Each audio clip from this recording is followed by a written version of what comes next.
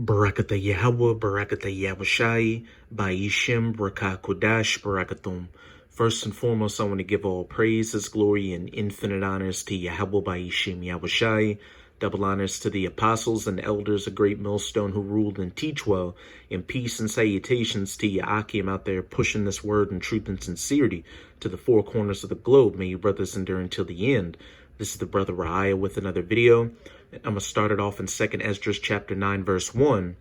He answered me then and said, Measure thou the time diligently in itself, and when thou seest part of the signs past, which I have told thee before, then shalt thou understand that it is the very same time wherein the highest will begin to visit the world which he made. Therefore, when there shall be seen earthquakes and uproars of the people in the world, then shalt thou well understand that the Most High spake of those things from the days that were before thee, even from the beginning.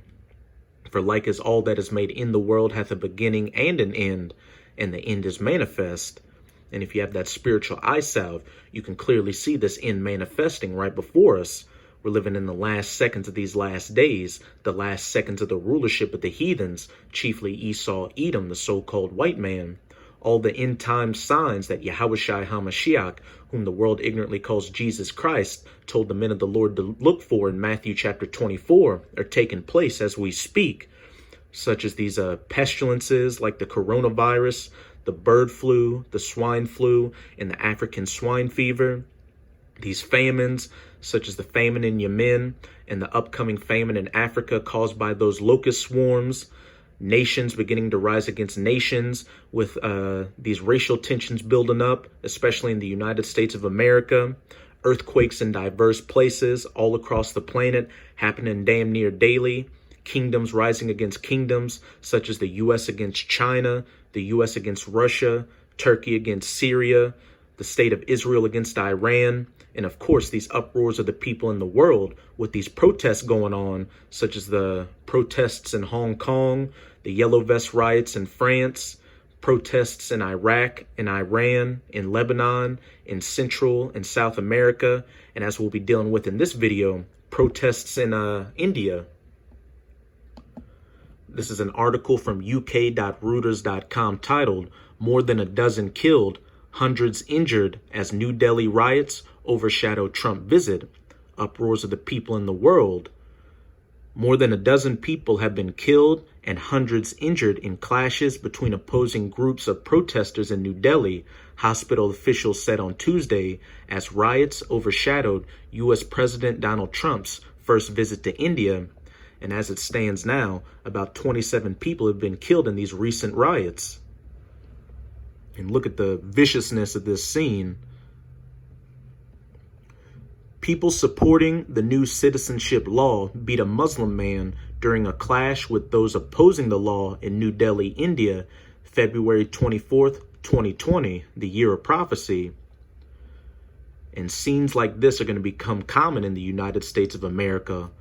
All these different famines and plagues and race wars and civil wars are going to be the worst once they touch the shores of America. The United States is the cherry on top of this upcoming destruction during Jacob's trouble. The clashes, the worst in the capital since unrest over a new citizenship law began in December, started at the weekend but turned deadly on Monday. Violence erupted again in multiple areas of northeast Delhi on Tuesday, just miles away from where Trump and Indian Prime Minister Narendra Modi met for talks. India's capital has been a focus of unrest against the Citizenship Amendment Act, which makes it easier for non-Muslims from 3 neighboring Muslim-denominated countries to gain Indian citizenship. Local TV channels showed huge clouds of smoke billowing from a tire market that had been set ablaze, and Reuters witnesses saw mobs wielding sticks and stones walking down the streets in part of northeast Delhi amid further incidents of stone throwing. Hey, that's 2nd Esdras chapter 15 all day. 2nd Esdras chapter 15, I'm going to start at 14. Woe to the world and them that dwell therein, because the horrible times that are quickly coming to this planet are going to be worse than any other time in history, even worse than the days of Noah. For the sword and their destruction draweth nigh, and one people shall stand up and fight against another. And we usually use this verse to talk about these upcoming race wars, but it can also refer to people rising up against each other with different ideologies, whether they be political ideologies or religious ideologies, such as these Hindus coming against these Muslims in India, and swords in their hands. And what do we just read? People are walking around with sticks and clubs and throwing stones. India's junior Home Minister G. Kishan Reddy told Reuters' partner ANI on Monday that the violence was a conspiracy to defame India at a time when Trump was visiting the country. Some of those protesting at the citizenship law alleged, however, that Modi's ruling Bharatiya Janata Party, or the BJP, and its supporters were targeting Muslims and instigating the violence. We have no weapons, but they are firing at us, said Muhammad Shakir, a demonstrator opposed to the law. This BJP is targeting Muslims. They want to turn India into a Hindu country. The Hindu nationalist BJP denies any bias against India's more than 180 million minority Muslims. Reuters witnesses at a local hospital spoke with both Hindu and Muslim victims who were injured in the violence on Tuesday. A few victims on both sides of the violence had suffered bullet wounds, and many had visible injuries on their heads and bodies. One people shall stand up and fight against another with swords in their hands.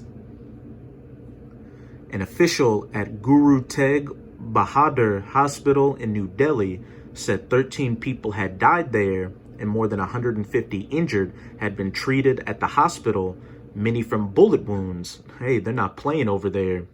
And it's especially going to be bad once this chaos reaches the U.S. with all these guns laying around. An official at the Al Hind Hospital in New Delhi said 2 men had died and over 200 injured had been treated there.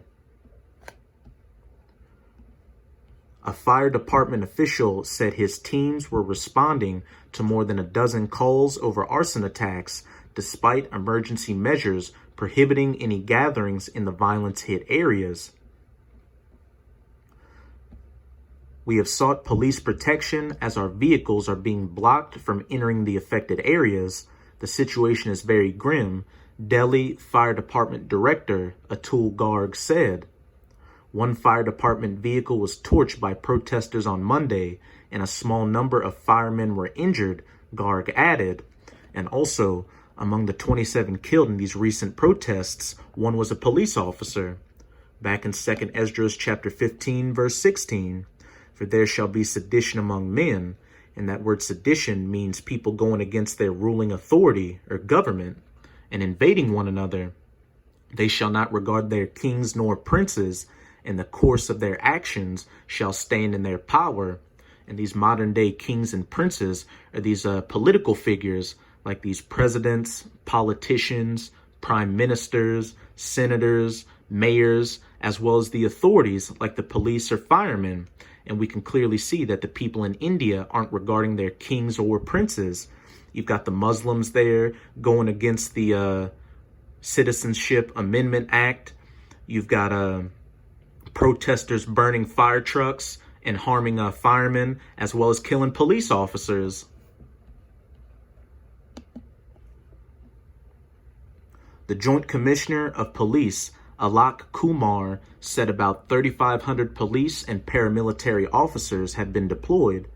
Police fired tear gas and pellets to scatter demonstrators protesting against the citizenship law in the Jafrabad neighborhood of northeast Delhi on Tuesday. A young man suffered a pellet wound to his thigh, while another sustained injuries to his eyes, leaving his face bloodied. In New Jafrabad, local residents patrolled the streets with sticks and metal rods, those swords in their hands. 2 reporters with the local NDTV news channel were attacked and badly beaten by a mob. Schools shut, transit hampered. On Monday, police used tear gas and smoke grenades, but struggled to disperse stone-throwing crowds which tore down metal barricades and torched vehicles and a petrol pump, Delhi Chief Minister Arvind Kejriwal appealed for calm. Whatever problems people have can be resolved peacefully. Violence will not help find a solution, he said on Tuesday.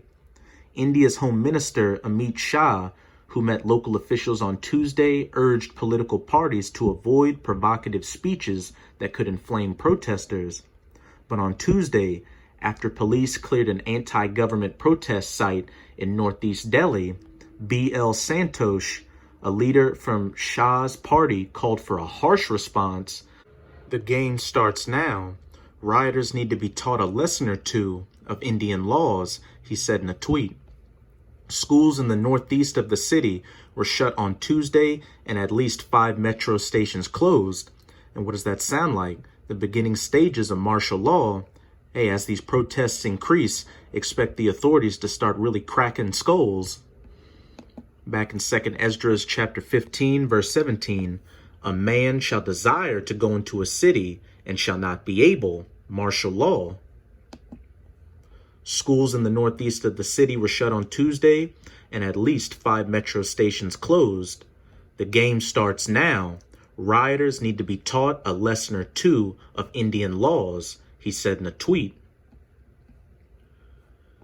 That's pretty much it with this article. You get the point.